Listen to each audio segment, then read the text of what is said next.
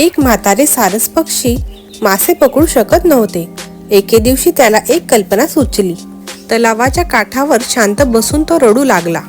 एक खेकडा त्याच्याकडे आला आणि त्याला रडण्याचे कारण विचारले.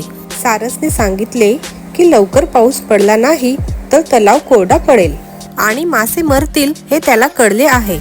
खेकड्याने उपाय विचारला असता त्यांनी सांगितले, त्यांना जिवंत राहायचे असेल तर तो ते मासे जवळच्या तलावात घेऊन जाईल.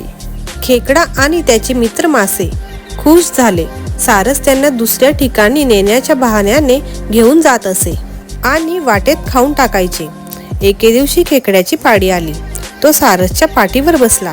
वाटेत एका ठिकाणी हाडाचा ढीग पाहून त्याला सगळा प्रकार समजला. खेकड्याने सारसच्या मानेला जोरात चावा घेतला.